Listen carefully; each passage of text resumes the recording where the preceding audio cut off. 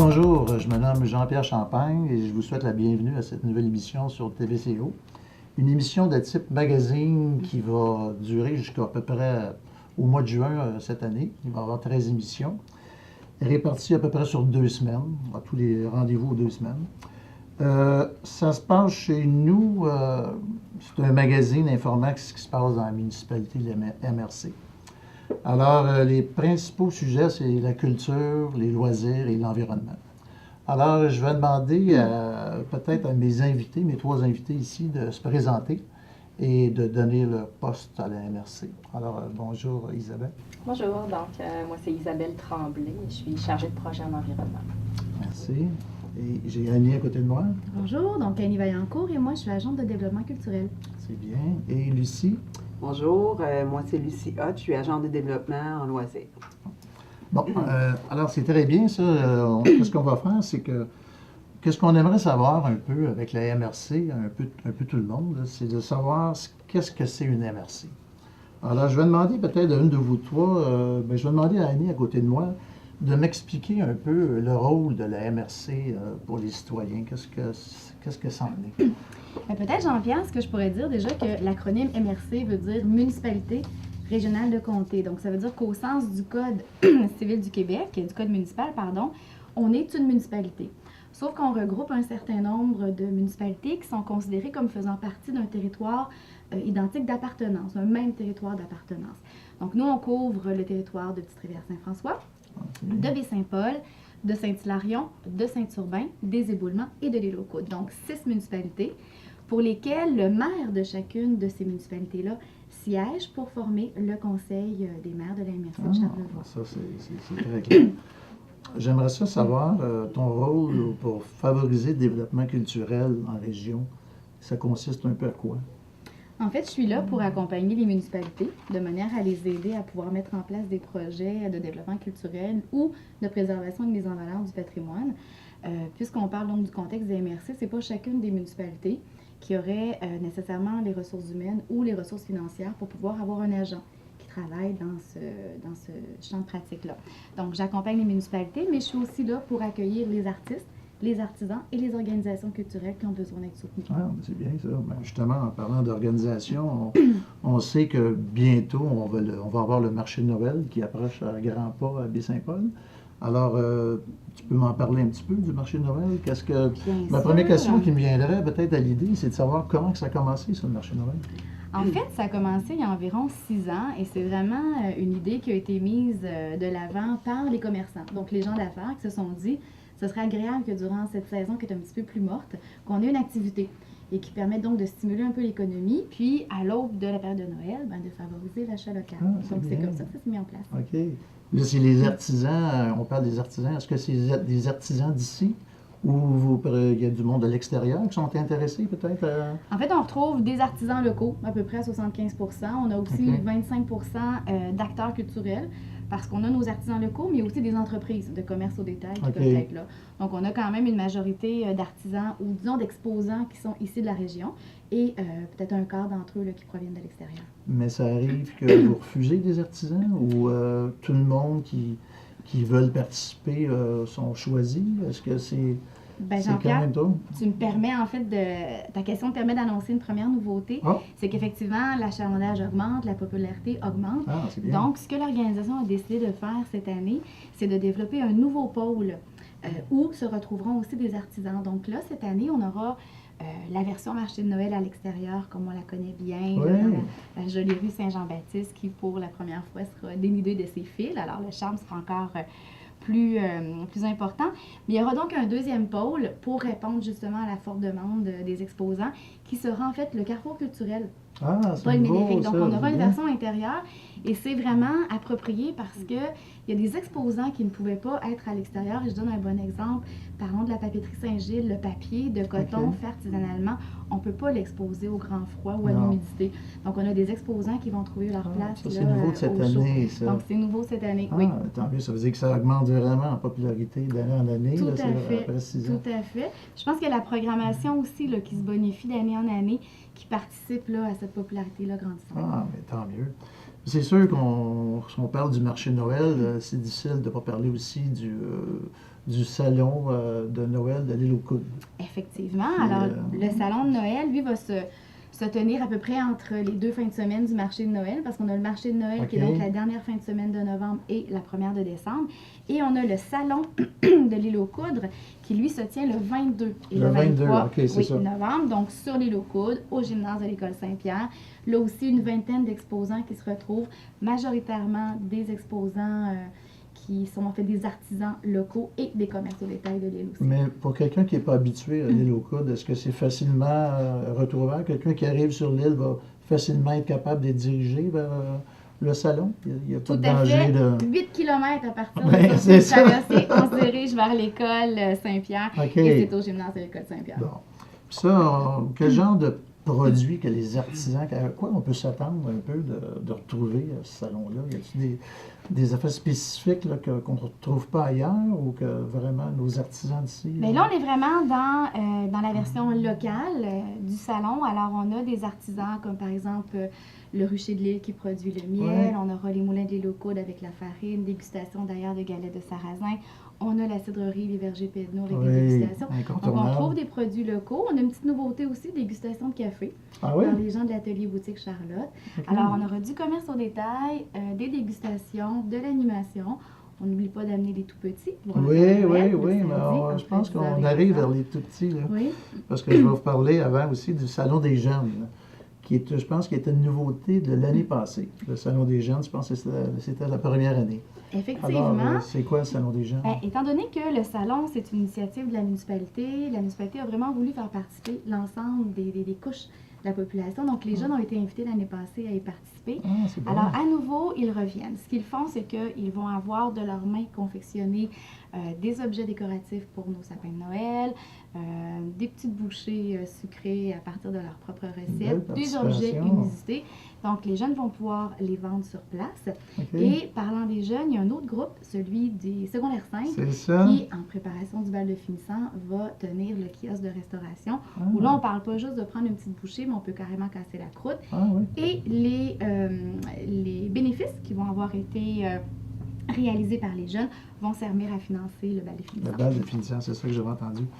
Mais on ne peut pas parler de la période de Noël qui approche à grands pas sans parler du Père Noël. Tout à fait. J'ai cru entendre que ce serait possible que le Père Noël vienne faire un tour, peut-être à l'île aux Coudes. Est-ce que ça se peut? Oui, et c'est le 22 novembre. Le 22 de 10 novembre. heures à 11 heures. Alors, la surprise se Alors, confirme. Donc, notez 22 bien novembre. l'heure qui va se présenter, c'est ça, le 22. Puis j'en viens parlant des Pères Noël. On a effectivement la visite du Père Noël dans le cadre du salon de Noël. Ah. Mais parmi les nouveautés du marché de Noël, on a la course au Père Noël. Ah, Alors cool. là, on invite les familles à former des équipes de 3 et vous aurez une course à défi dans le secteur du marché de Noël et vous aurez à être déguisé en Père Noël pour ça. Tu as attrapé le Père Noël, non? Ouais, Faut c'est qu'elle ça. a déguisé en Père Noël. Ah, Ah, d'accord. c'est la course de Père Noël, oui. Ah, bien, écoute, je te remercie beaucoup de toutes ces informations-là. Ça fait plaisir. Puis moi, ce que je vous dis, c'est qu'avant de rencontrer la prochaine intervenante, on va prendre une petite pause, mais on vous revient dans quelques secondes.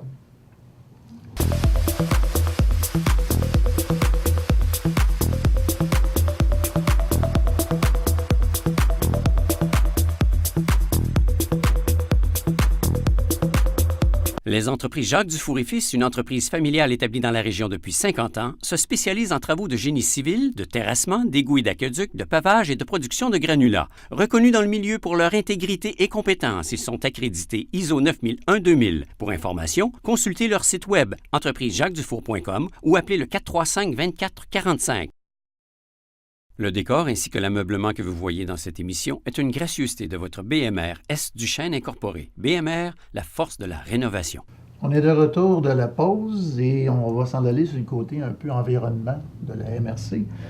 On va parler des gestions en matière résiduelle avec Isabelle Tremblay qui est à côté de moi. Alors, Isabelle, on sait que notre environnement a besoin d'un respirateur artificiel de ce temps-ci. Alors, je te demanderais de nous expliquer peut-être qu'est-ce qu'une matière résiduelle? Oui. Donc, en fait, une matière résiduelle, c'est une matière ou un objet qui est rejeté par les ménages, par les gens, les industries, les commerces ou les institutions, et qui peut soit être mis en valeur ou éliminé. OK. Donc, les différents moyens de mise en valeur, c'est la récupération, le réemploi, le recyclage ou le compostage. OK. On a différents types de matières résiduelles. On peut avoir des matières résiduelles qui sont putrescibles, donc les restes de table, les feuilles mortes, le gazon, ou des matières résiduelles qui sont récupérables, les métaux, le papier, le carton. On vient de... Bon, on n'a pas encore fini la période de l'automne. On parle de... Je sais que l'herbicyclage existe pour le gazon, mais qu'est-ce qu'on fait des feuilles mortes? C'est une question qui m'intrigue à chaque fois. Je voulais te la poser, mais je me dis, les feuilles mortes, est-ce qu'on les recycle? Est-ce qu'on les détruit? On les broie? Est-ce qu'on peut les garder sur le terrain? Est-ce que tu peux... Oui, ben, dans le fond, les feuilles, on peut les tondre. Quand elles sont tombées au sol, on peut les tondre et les laisser sur place. Donc, elles vont se décomposer plus vite. Ça ne dérange pas. Non, ça aide. Ça apporte la matière organique. Ils vont se décomposer. Mais si on en a vraiment beaucoup, eh bien, on a une collecte de résiduaires. Oui, c'est pour ça qu'on voit souvent beaucoup de sacs un peu partout. C'est 2 fois par année. Donc, on passe et on collecte les feuilles qui sont transportées au verger Pedneau à l'île aux Coudres. Ah, ça, je ne savais pas. Ça, ça c'est bien. Mais Isabelle, si tu me permets, c'est-à-dire qu'on n'invite pas les gens à les mettre dans leur bac à compost. Oui, aussi. Oui, ils peuvent les mettre dans le bac brun aussi. Mais souvent, si vous en avez vraiment beaucoup, le bac brun, il va se remplir très vite. C'est rapide. Donc, la collecte de résiduaires est là pour ça, pour venir aider, dans le fond, le bac de matière. C'est pas trop long à remplir un sac de feuilles mortes. Vous avez un centre d'enfouissement, mais on me dit qu'il est fermé? Oui, le site d'enfouissement sanitaire de la MRC, dans le fond, il est fermé depuis 2009. Ah oui? Il y a eu une nouvelle réglementation qui a été mise en place par le gouvernement. Et puis, c'est le règlement sur l'élimination et l'incinération des matières résiduelles. Okay. Et puis, le site, dans le fond, ne répondait plus aux nouvelles normes. Donc, ça aurait coûté beaucoup trop cher de le mettre à niveau. Puis, il n'y avait pas une durée de vie assez longue pour dire on investit dans ce site-là. Okay. Donc, on a décidé de le fermer. Et puis, à la place, on a un centre de transfert des déchets qui est situé sur les mêmes terrains, au même endroit. Okay. Donc, les déchets sont transbordés dans un LET. Dans le fond, les nouveaux sites d'enfouissement, ce sont des lieux d'enfouissement technique. Ils ont des membranes, ils captent tous les gaz, ils captent tous les lixivias, les jus de déchets. Donc, ils sont beaucoup plus environnementaux, disons, que les anciens sites d'enfouissement. Donc, maintenant, on va au LET de Gestera à Saint-Rosaire. À Saint-Rosaire, bon. Oui. On a un objectif fondamental de la politique québécoise pour les gestions des matières. Est-ce que ça s'explique un peu, cette politique-là? Est-ce qu'il y a une façon de la comprendre? Ou... Oui, bien, dans le fond, un de mes mandats au niveau de la MRC, c'est de réaliser le plan de gestion des matières résiduelles et de le mettre en œuvre. OK. Donc, le plan de gestion, dans le fond, il a vu le jour avec une modification à la loi de la qualité de l'environnement. Il y a eu une modification qui s'appelle le projet de loi 90. Okay. Donc, ce projet-là parle de la gestion de matières résiduelles. Okay. Donc, avec cette modification-là, les MRC ils ont été obligés de produire des plans de gestion de matières résiduelles et de les mettre en œuvre. Donc, c'est vraiment une réglementation provinciale. Okay. Donc, nous, il faut produire un plan de gestion pour essayer de réduire le plus possible le volume des déchets. Donc, l'objectif principal, c'est vraiment là, de réduire les déchets pour éliminer seulement le résidu ultime. Okay. Puis, j'avais une question, excusez-moi. Non, c'est bien. Mais j'imagine que depuis qu'il y a des bacs bruns, il doit y avoir quand même une différence au niveau des déchets. Là, quand on parle du petit bac vert, là, je sais que nous autres, chez nous, depuis qu'on composte, on a le bac vert ou de déchets réguliers. Ouais. Il est très petit, là, je veux dire, il n'y a pas grand-chose. En fait, c'est le même grosseur de bac, c'est ça que je veux dire. C'est que le contenu est vraiment minime. Là, fait que j'imagine que vous devez voir, je ne sais pas, une différence au niveau des déchets? Oui, je vous dirais que malgré la quantité grandissante de résidences dans la MRC, là, notre volume de déchets à chaque année, il n'augmente pas. Même qu'il diminue un petit peu. Donc, c'est quand même positif là, à ce niveau-là. Mais j'aurais une petite question magique un peu aussi. Est-ce que le monde recycle assez? Est-ce que d'après vous, est-ce que la population recycle assez? On fait des beaux efforts, mais il y a encore beaucoup de matière que les gens, ils savent pas vraiment quoi mettre dans le bac. Donc, Ouais. dans les prochaines émissions, c'est ça, je vais rentrer Oui, c'est vraiment dans le ça. On vif parlera de de compostage. plusieurs Puis, sujets. Dans, oui, dans, c'est ça, j'aurais plusieurs questions à vous poser, que ça va être une de comme mes c'est questions. sûr, Hein. Comme il y a une annonce à la télévision là, qui parle des anciens téléviseurs ou Oui, les l'électronique. ordinateurs, tu sais, qu'on change maintenant tous les 1 an, 2 ans, c'est tellement rapide, fait que ça s'accumule incroyablement. C'est ça. Fait que c'est sûr que sûrement les gens aussi savent moins. Il y a C'est beaucoup vrai, même moi d'informations. première, là, on ne sait pas trop. Mais j'imagine qu'on peut aller les porter à l'éco-centre, je crois. oui, hein, oui, c'est ça. c'est ça. Donc, Ça doit être bien indiqué sur le site aussi, j'imagine. oui, un peu sur le toutes site les- Internet, tout est indiqué. Dans le fond, sur le site Internet, on retrouve tous les horaires. Maintenant, il y a une copie du calendrier de collecte de la MRC. OK. Donc, toutes les collectes sont indiquées là-dessus. La collecte des ordures, du recyclage, la collecte des matières organiques avec le bac brun, les collectes de résidus verts. Donc, C'est ça, je vois que tu as apporté des petits, oui, des j'ai apporté petits bacs mes ici. petits De... échantillons, vraiment. C'est Ben, c'est super cute, ça. Oui, c'est ça. Donc, Alors, c'est les bacs que c'est les gens vraiment ont à la maison. qu'est-ce que le monde se serve maintenant. Là. C'est OK. ça. Donc, Ah, c'est bien ça. Fait qu'on pourrait en parler dans les prochaines émissions. oui, Ensemble, on pourrait développer sur ça tout le compostage. J'ai plusieurs questions sur le compostage. Oui. Alors, on va prendre une pause et on va vous revenir avec notre dernière intervenante dans pas longtemps.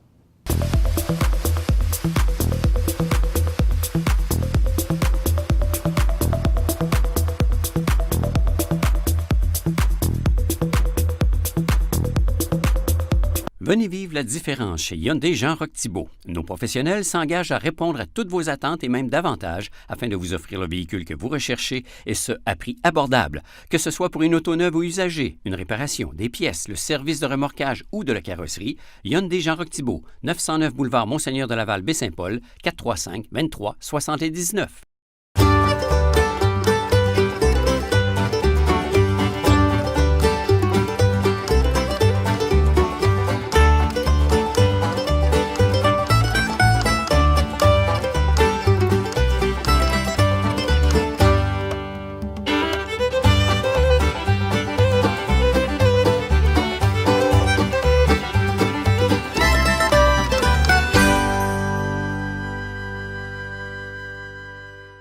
Solugaz, une entreprise de chez nous, desservant 3 marchés, Charlevoix, Saguenay et Québec. Depuis plus de 20 ans, Solugaz jouit d'une réputation d'excellence en raison de la qualité et de la diversité de ses produits.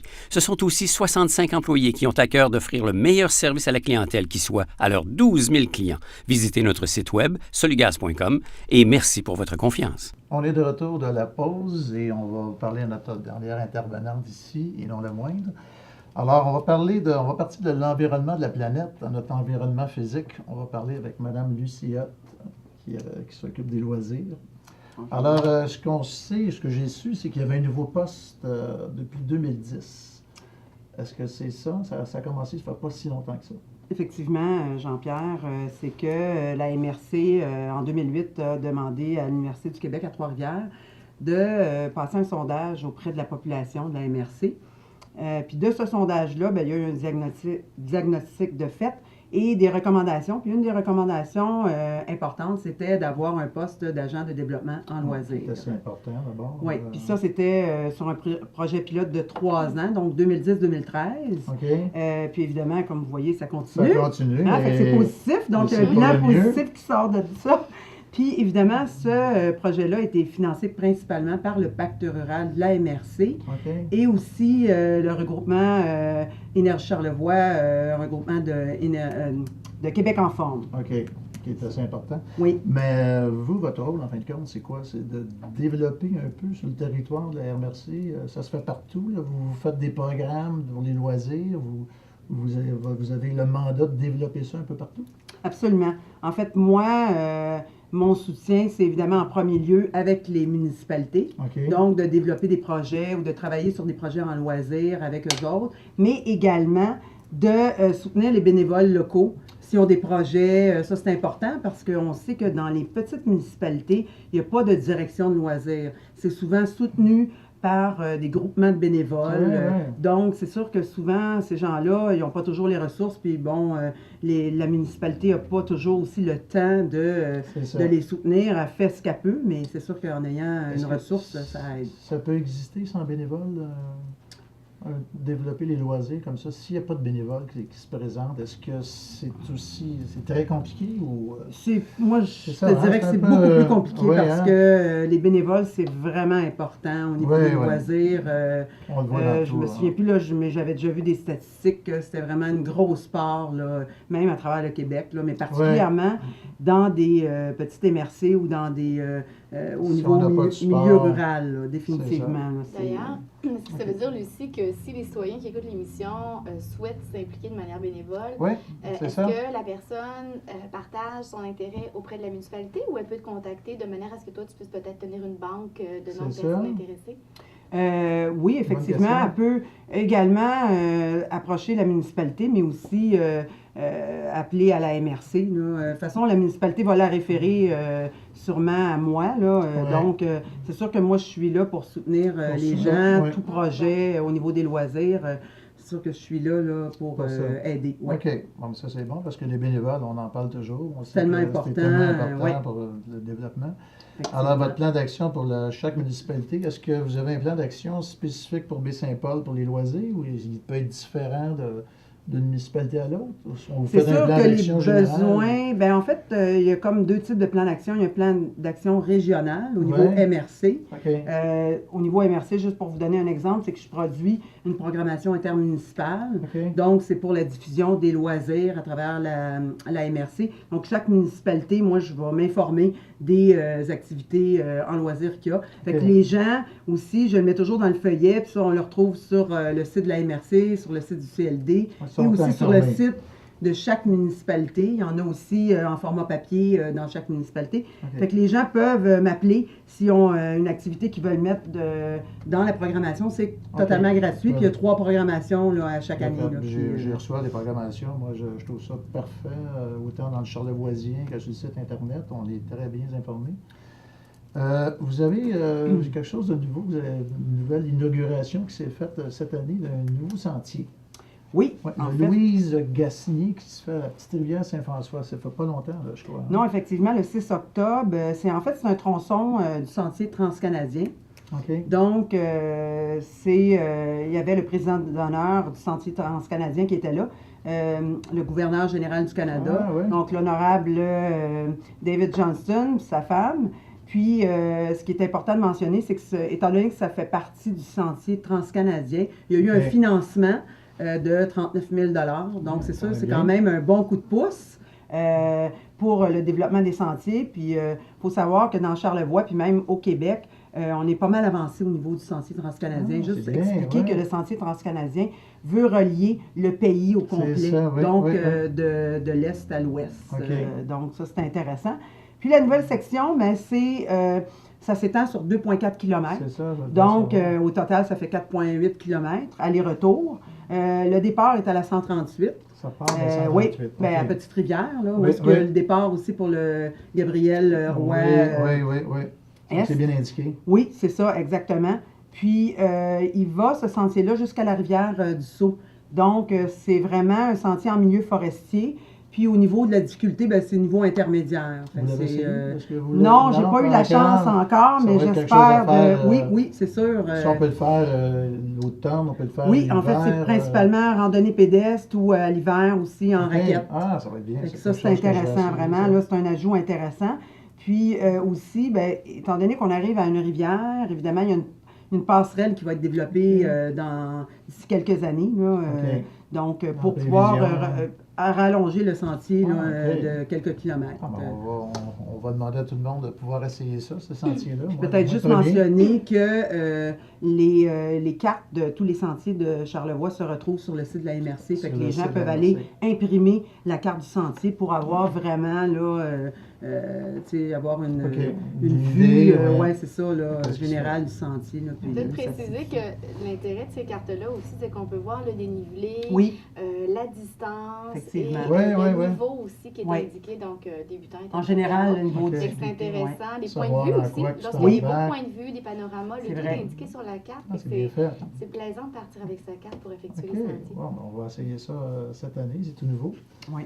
Une petite question que je me demande, c'est que est-ce que vous faites approcher par des parents pour des activités de loisirs? Est-ce que c'est quelque chose qu'un père ou une mère va vous dire, ben moi, j'aimerais ça qu'il y ait quelque chose de nouveau pour mon enfant. Il voudrait faire du ballet. Est-ce que ça existe? Est-ce que vous êtes sollicité par des parents ou des individus en général pour développer les loisirs, une nouvelle activité?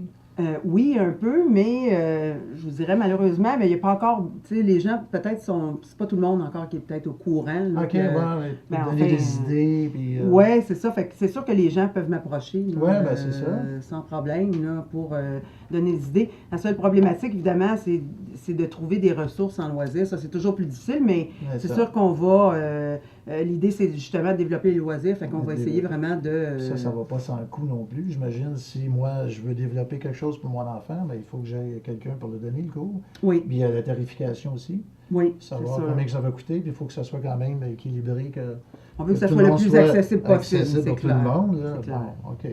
Bon, ben moi, je trouve ça très bien. Moi, je vais résumer avec ça en disant que pour plus d'informations vraiment sur la MRC, là, il y a un site Internet vraiment impeccable. Vous en allez à la mrc.charlevoix. Non, c'est ça, mrccharlevoix.ca. C'est ça. Alors, vous avez vraiment toutes les questions que vous vous posez. Allez sur le site, ils vont vraiment vous donner tous les détails. Alors, ben moi, je vais peut-être faire un petit tour de table avant de quitter là, pour savoir pour la prochaine émission dans 2 semaines un peu de quoi vous allez parler. Je vais commencer avec toi, Isabelle, savoir est-ce que tu as une idée un peu de qu'est-ce qu'on pourrait parler dans 2 semaines? Donc, dans la prochaine émission, je vais vraiment expliquer aux gens qu'est-ce qu'il faut mettre dans le bac bleu, toutes les matières qui y vont et les matières qui n'y vont pas, parce qu'il y a vraiment... Ah oui, ça c'est assez important de savoir qu'est-ce qui ne va pas. Oui, c'est Ouais, ça, ouais, parce ouais, qu'il y a beaucoup de rejets qui se ramassent dans les centres de tri, donc je vais aborder ce sujet-là. Puis j'avais juste un petit point aussi Il y avait quelque chose que tu voulais nous parler, je pense qu'on avait oublié de parler. C'est qu'on a modifié l'horaire de l'éco-centre à Saint-Urbain. Ah. Donc, cette année, il va être ouvert jusqu'à la fin novembre à temps plein, OK. du mardi au samedi, de 9h à 16h. Et puis, il va être fermé complètement tout le mois de décembre. Tout le mois de décembre Oui, est fermé. OK. donc c'est nouveau là, de OK. cette année. Donc, du 1er au 31 décembre, on est Ouais. fermé. Ça va réouvrir le 3 janvier. 3 janvier. 2015. Bon, ben, c'est parfait, ça, c'est une bonne information. Je vais demander à Lucie si peut-être que tu as une idée un peu qu'est-ce qu'on va parler dans la prochaine semaine, dans la 2e semaine. Oui, effectivement, c'est sûr qu'on a parlé aussi aujourd'hui de certaines fêtes là, de Noël, parce que Noël approche à grands pas, n'est-ce pas? c'est quand même assez vite. Même si la neige n'est pas encore arrivée, ça s'en vient. Ouais. Mais moi, je vais parler, évidemment, comme à Saint-Urbain, là, il y a toujours une fête de Noël aussi, puis il y a des activités, évidemment, de loisirs, donc des activités sportives reliées à ça. Fait que moi, c'est ça, je vais parler de ça. On aura l'occasion d'en Ouais. parler dans 2 semaines. Et Annie, est-ce que tu as quelque chose que tu sais que tu vas nous parler dans 2 semaines? Bien entendu. Alors Oui. moi, je vais vous parler d'un outil qui est disponible pour le citoyen, mais aussi pour l'acteur culturel qui veut diffuser une information. Donc, c'est le calendrier OK. qu'on appelle charlevoixculturel.com. C'est Alors, bien. vous avez en même temps l'adresse pour pouvoir y jeter un œil. Donc, c'est un calendrier qui présente l'ensemble des activités de nature artistique ou culturelle pour l'ensemble du territoire. Et OK. vous retrouvez aussi le répertoire des acteurs culturels. Ah, à garder. Bon, ben, écoutez, on va se revoir dans les 2 prochaines semaines. Moi, je veux remercier les 3 invités qui étaient avec moi aujourd'hui. On va se revoir pour une couple d'émissions encore durant l'année. Et je remercie l'équipe de TVCO, puis je vous dis à très bientôt. Au revoir.